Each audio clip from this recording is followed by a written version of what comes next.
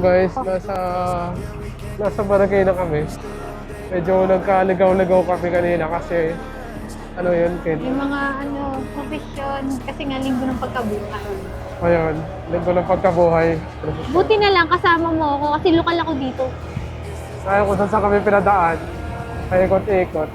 Tapos kanina, gusto ko lang mag-rant. Tagal namin sa gasolinahan. Ay, nako. Ewan ko ba?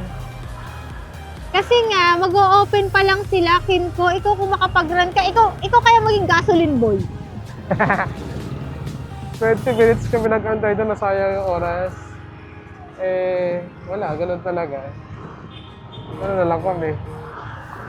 Wala kang magagawa kasi Oo, wala mag-o-open magagawa. pa lang sila.